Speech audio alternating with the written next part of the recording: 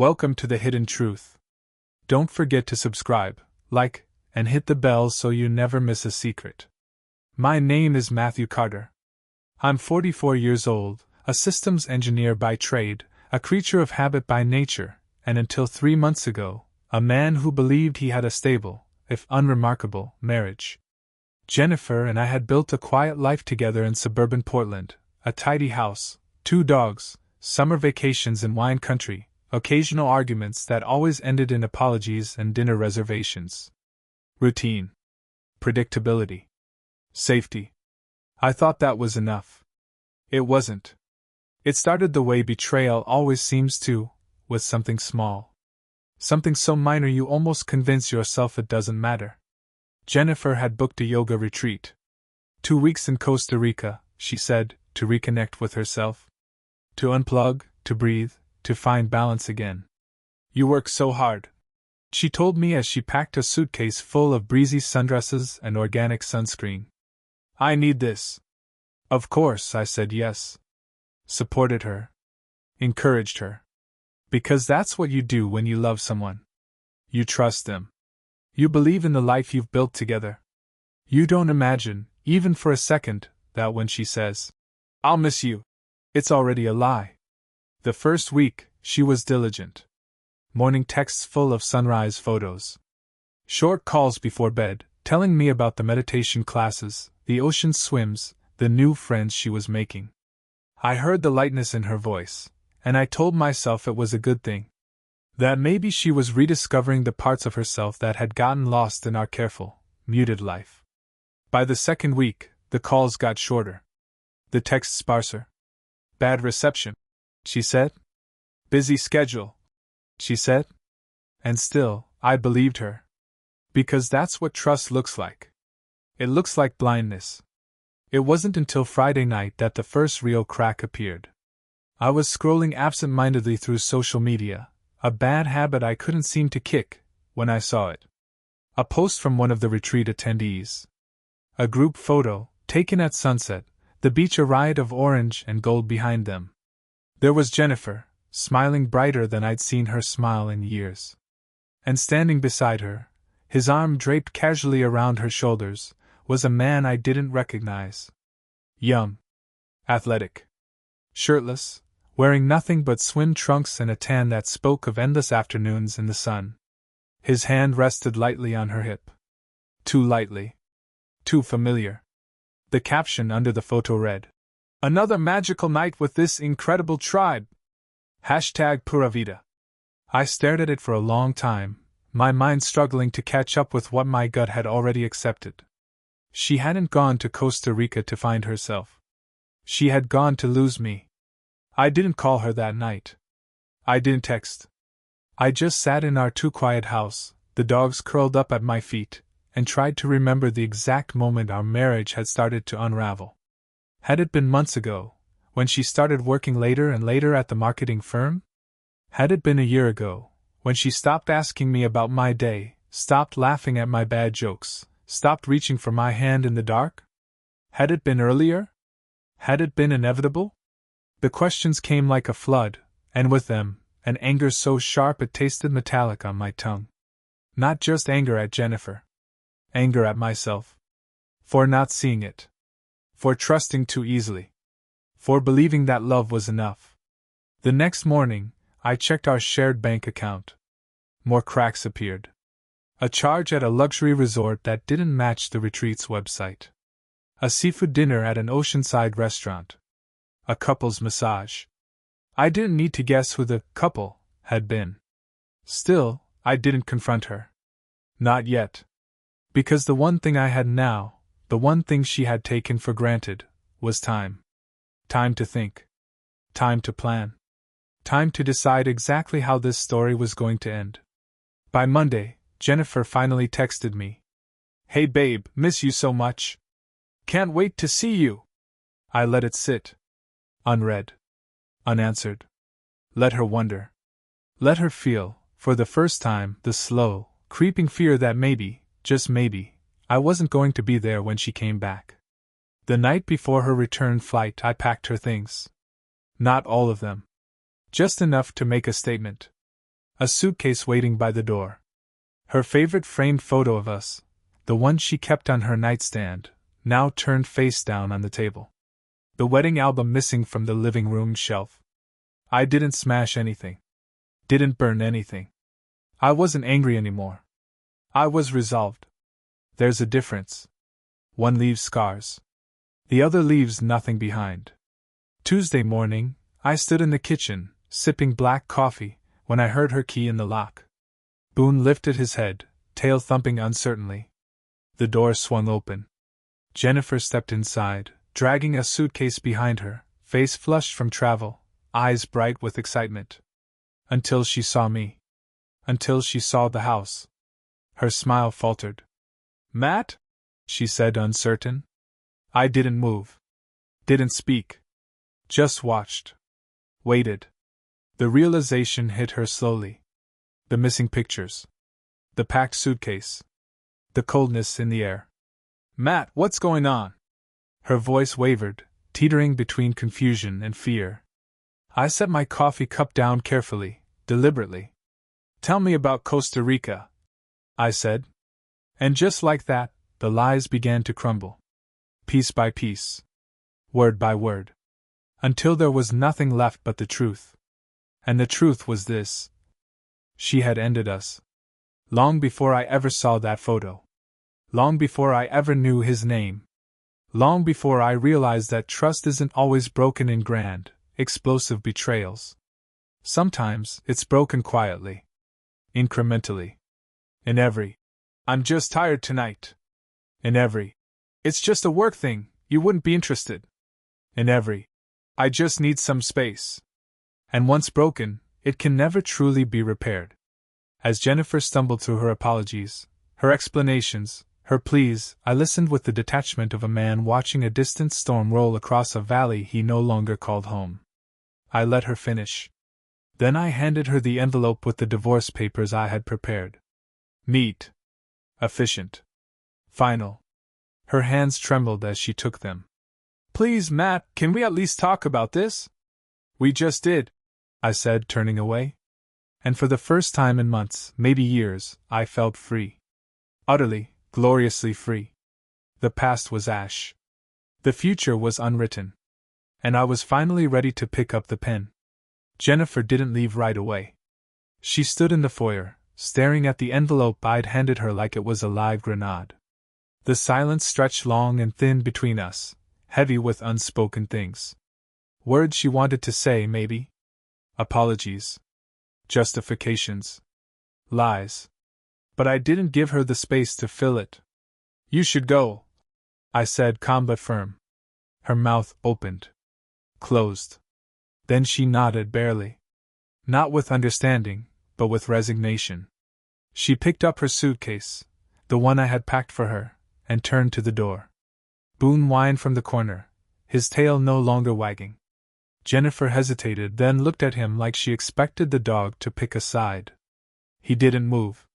She left without another word. The door closed. I exhaled. I stood there for several minutes, staring at the space where she'd stood. You always imagine a dramatic end. Yelling. Tears. Some last declaration. But the real ending was just a soft click of a door closing and the echo of silence that followed. I should have felt victorious. I didn't. I felt hollow. I walked through the house slowly. My house, now.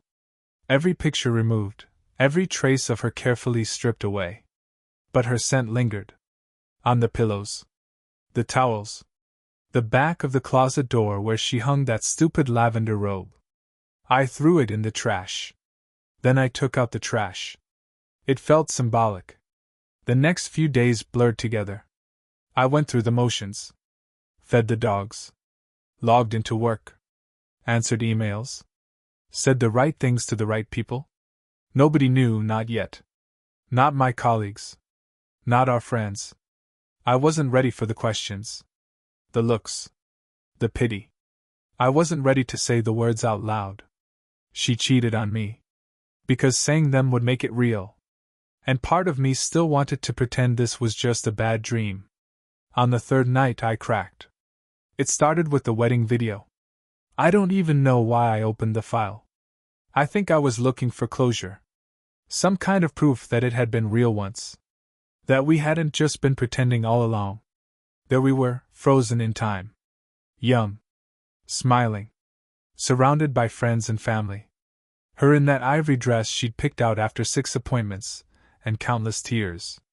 Me in a rental tuxedo with a crooked tie and eyes that looked at her like she hung the moon. I promised to be your rock, I said, my voice shaking slightly as I recited vows I thought I'd live by forever. I promised to grow with you, not away from you, she said. I hit pause. I couldn't take it. I sat there in the dark, the laptop screen glowing in the silence, and I cried. Not loud, messy sobs. Just quiet, steady tears that wouldn't stop coming. The next morning, I woke up with swollen eyes and a pounding head. I called in sick to work. Took the dogs for a long walk instead. Let them pull me down the trails behind the park, their enthusiasm the only thing keeping me upright.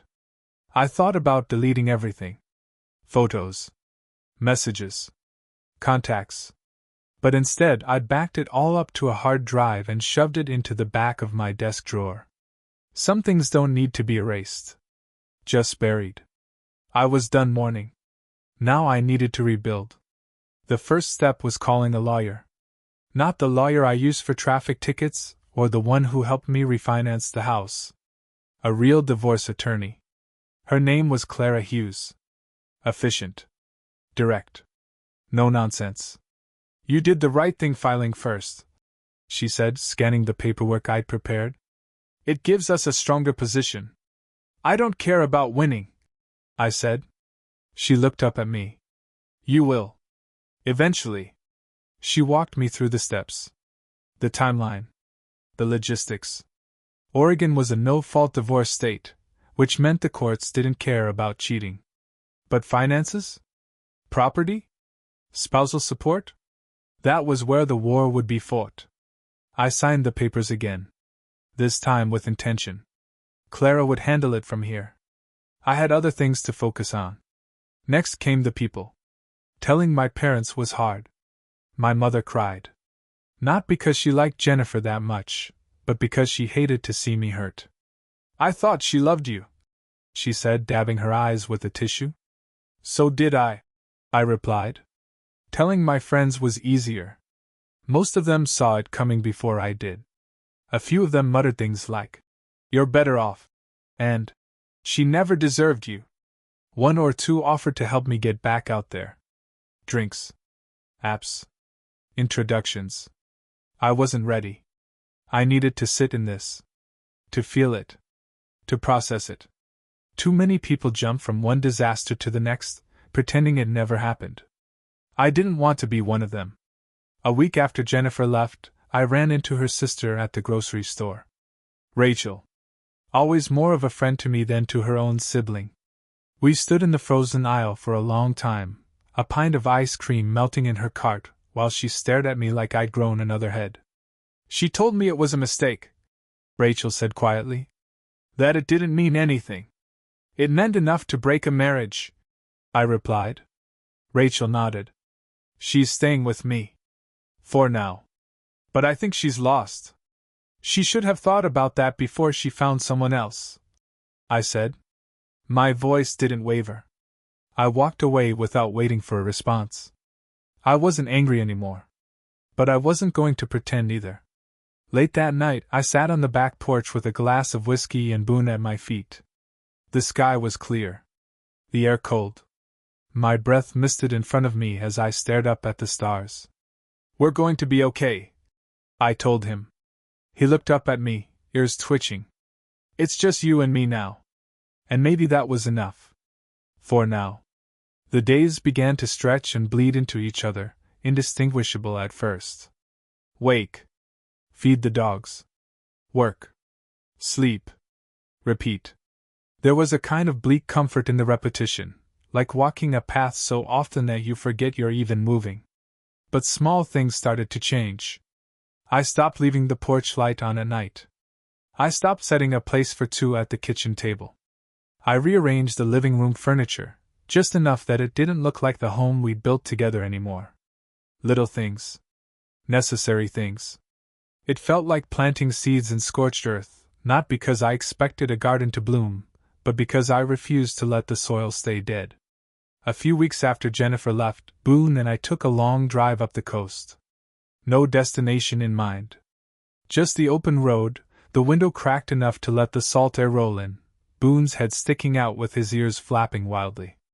I needed to get away from the house, from the weight of her absence, from the memories that clung to every creaking floorboard.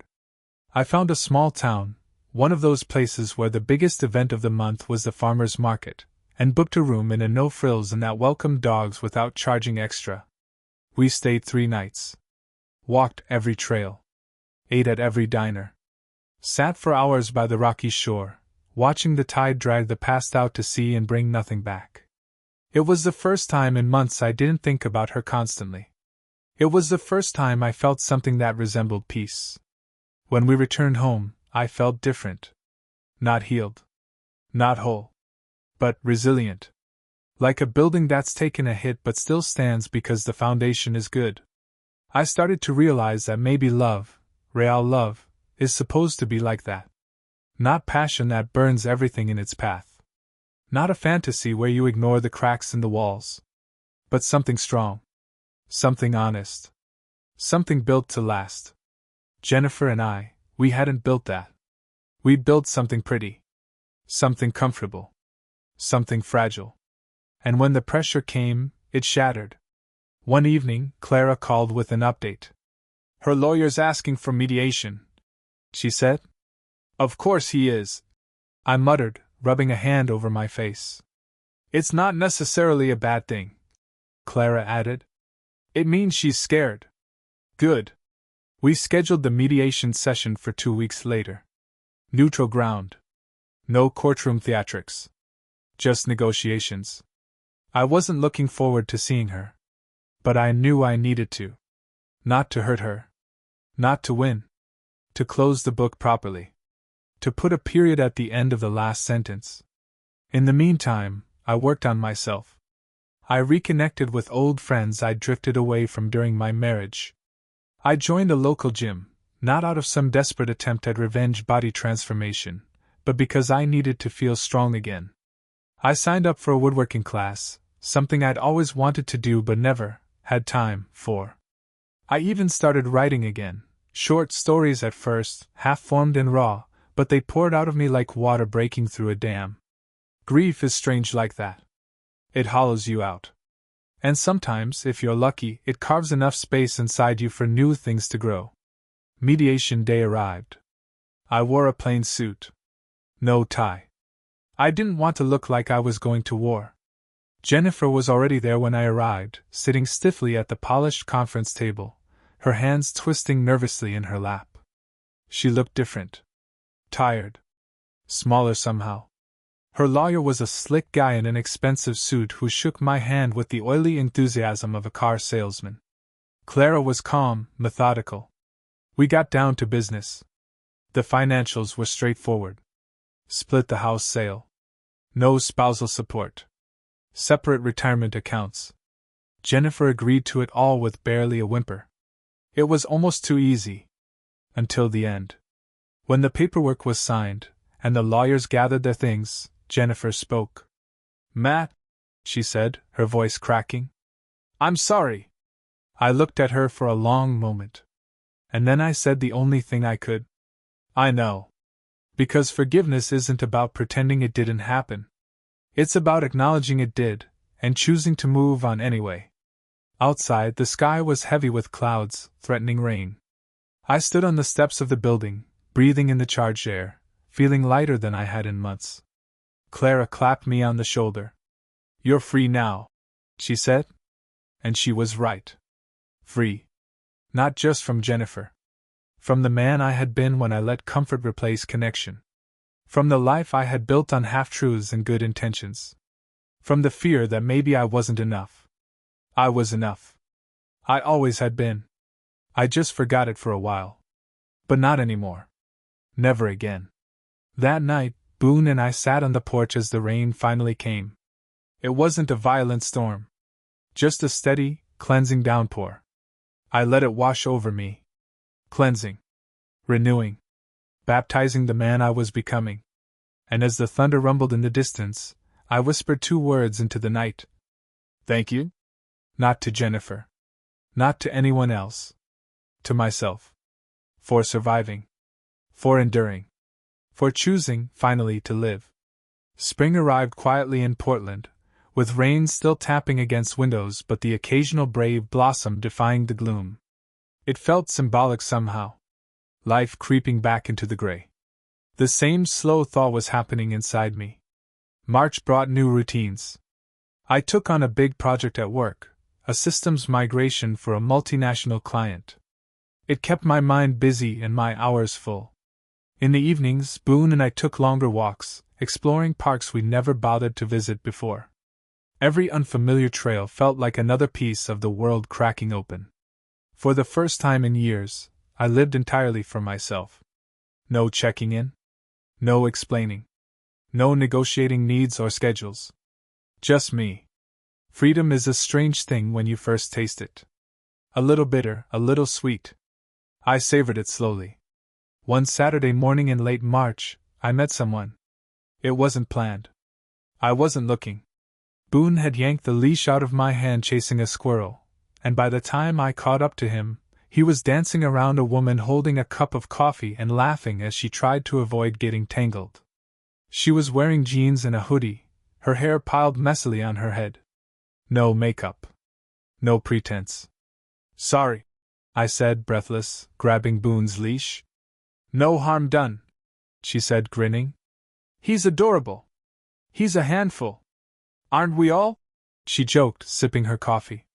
We talked for a few minutes, easy, casual. Her name was Caroline.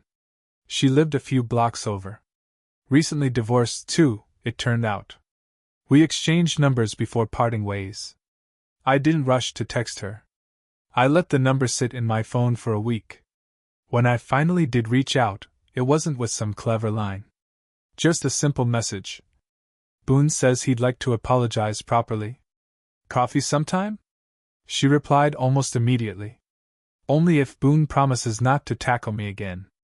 Our first coffee turned into a 2-hour conversation. We sat outside at a little cafe, Boone curled at my feet, as we swapped stories about bad dates, broken promises, and the strange, stubborn hope that maybe not all good things are destined to end. Caroline was funny, sharp, and self-aware in a way that made being around her feel effortless. There were no games. No hidden agendas. It was new. It was terrifying. It was exactly what I needed. We didn't rush into anything. There were boundaries. Caution. Honesty. She made it clear she wasn't ready to fall into another serious relationship, and I told her I wasn't either. Let's just see where it goes, she said one afternoon as we walked Boone through the park. No expectations, I agreed. No expectations. Just possibilities. April turned to May, and life began to feel good again. Not perfect. Not magical. Good. Solid. Real. Work thrived. Friendships deepened. Caroline and I built something slow and steady. Dinners, hikes, late-night talks that stretched into early morning laughter. I started writing more seriously. Not just short stories now, but the beginnings of something bigger. A novel, maybe? A story about endings and beginnings and the fragile, beautiful resilience of people who refuse to stay broken. Every word I typed felt like stitching pieces of myself back together. Every chapter was a declaration. I am still here. I am still standing. I am still living. One evening in early June, Caroline invited me to a small barbecue at her place. Nothing fancy. Just a few friends, cheap beer, and burgers on a rickety old grill. The sun hung low and golden as we sat around a fire pit, swapping stories and roasting marshmallows. At one point, as the conversation lulled and the first stars appeared overhead, Caroline leaned into me, her head resting lightly on my shoulder. And for the first time in a long time, I felt it. Not just contentment. Not just peace. Joy. Simple. Undeniable. Joy. Later that night, As I walked Boone home under the soft glow of streetlights, I realized something. Jennifer had been a chapter in my life. A long, complicated, painful chapter. But she wasn't the whole story. Not even close. My story was still being written. Page by page. Day by day. And for the first time in years, I was excited to see what would happen next. The early summer days stretched out in front of me, wide and warm. Each sunrise seemed to bring a little more color back into my life, vibrant and alive where before everything had felt muted and gray. Boone and I developed new traditions. Saturday mornings at the farmer's market, lazy Sunday walks through the city, weekday runs along the waterfront. I started seeing more of Caroline too. Not in a whirlwind, all-consuming way. I wasn't ready for that. She wasn't either. But in small, honest steps. Coffee dates turned into dinner on her back porch. Casual texts turned into late-night phone calls where we talked about everything and nothing. It wasn't the kind of relationship I had known before. It wasn't built on dependency or fear of loneliness. It was built on respect. On laughter. On quiet understanding. On choosing every day to let someone new in, not because you need to, but because you want to. In July, Caroline invited me to join her on a weekend trip to Hood River. No pressure, she said when she asked, almost shy. Just a little escape. I hesitated. The idea of leaving town, of taking that next symbolic step, felt bigger than it should have. But when I looked at her, standing there in the morning sunlight, hope and uncertainty mingling in her smile, I realized something important. I wasn't scared of the future anymore. So I said yes. We rented a tiny cabin by the water, rustic and charming, with creaky floors and a fireplace that crackled to life with a little coaxing. We spent the days hiking forest trails, letting Boone splash in the shallows, and the evenings cooking simple meals together. There was no script. No expectations. Just the steady unfolding of two people learning to exist alongside each other. It felt real in a way that nothing had for a long time. And it scared me. But it also thrilled me. One night, after a long day spent exploring, we sat on the back porch wrapped in blankets, a bottle of wine between us. The river glowed under the light of a half-moon, and the air was thick with the smell of pine and damp earth. Caroline rested her head against my shoulder. "Can I ask you something?" she murmured. "Anything. Do you think," she paused, choosing her words carefully, "that you can ever fully trust again? After everything?" I thought about it for a long moment. "I don't know," I said honestly. "But I think trust isn't something you give all at once. It's something you build. One day at a time." She nodded against me. "I like that," she whispered. We didn't need to say more. The night said enough. The silence between us was full, not empty. When we returned to Portland, life settled into a new rhythm. Work stayed busy but fulfilling. My writing blossomed into a serious project, a novel about a man rebuilding his life after losing everything he thought he needed. Funny how fiction sometimes mirrors truth. I wasn't rushing anything with Caroline. We both carried scars. We both needed space to grow. But little by little, the roots were setting in deeper. She met some of my friends. I met some of hers. We hosted a small dinner party together, and for the first time in forever, I watched my world expand rather than contract. And then, one afternoon in late August, the past knocked on my door. Literally. Jennifer stood there, awkward and pale, a paper envelope clutched in her hands. Boone barked once, low and uncertain. I didn't invite her in. She shifted on her feet, eyes darting around as if hoping someone else would save her from this moment. "I'm not here to cause trouble," she said quickly. I found some things of yours. Old letters. Stuff I thought you'd want back." She held out the envelope. I took it without touching her. "Thank you," I said, my voice even. She hesitated. "Matt, No," I interrupted gently. She blinked. "No? Whatever you want to say, you don't have to," I said.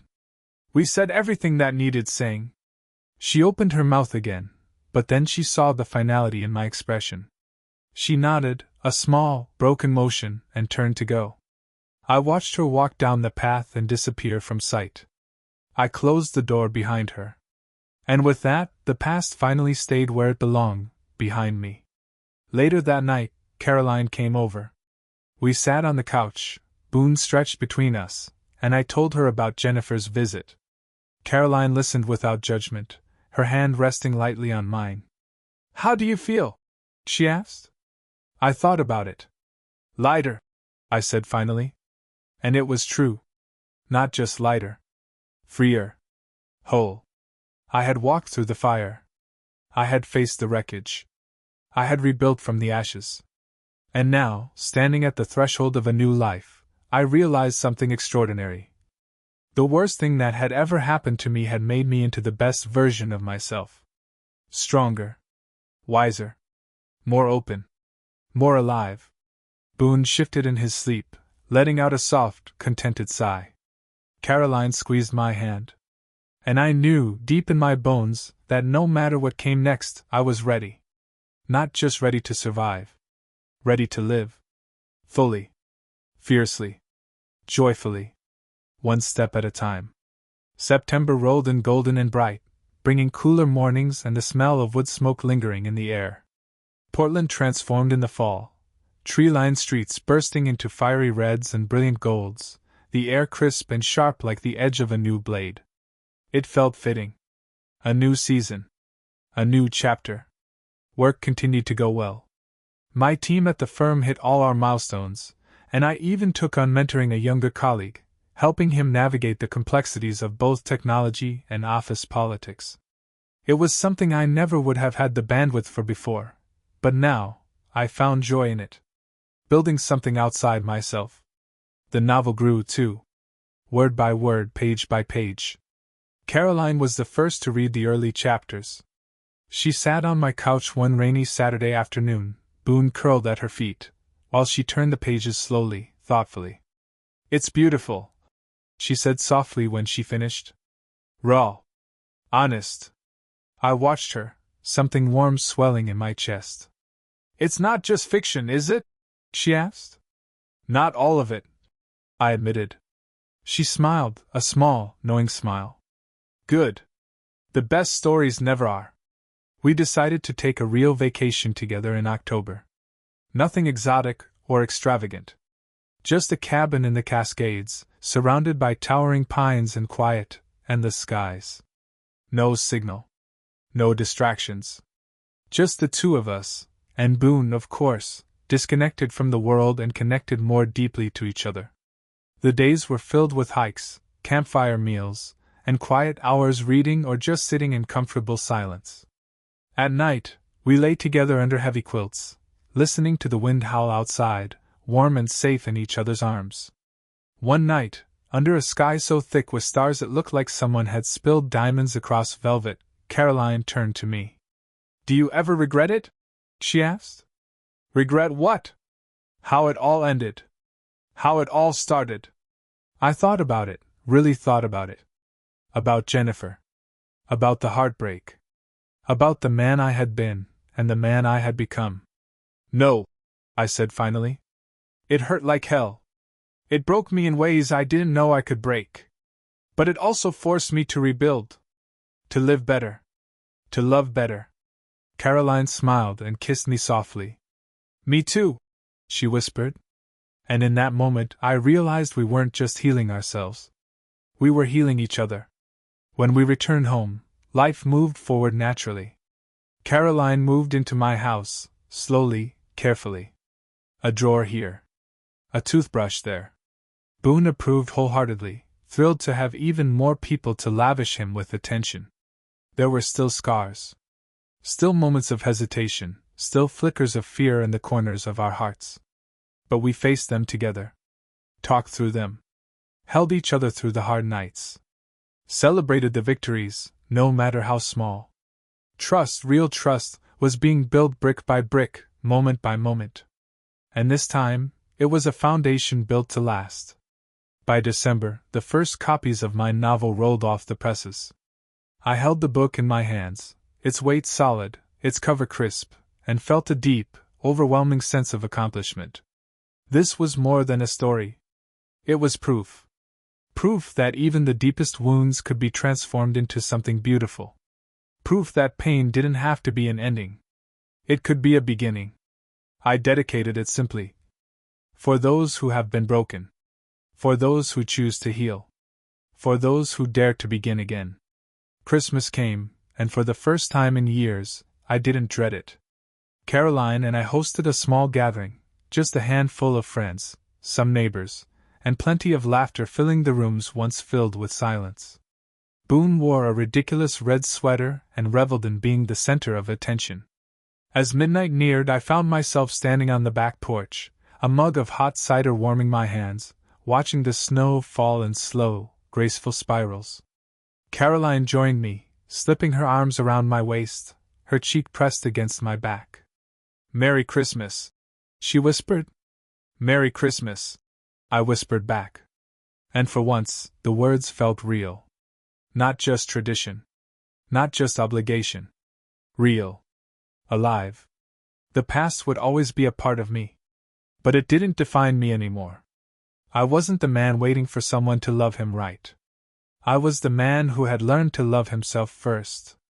To choose better. To live fully. And as the snow blanketed the city in silence and light, I realized the truth I had been searching for all along. Sometimes, the worst day of your life isn't the end. Sometimes, it's the beginning of everything worth living for. And I was finally, blessedly, exactly where I was meant to be. Home. Thank you for being with us on The Hidden Truth. If you enjoyed this, leave a like, drop a comment, and be sure to subscribe. The secrets are waiting to be revealed. See you soon.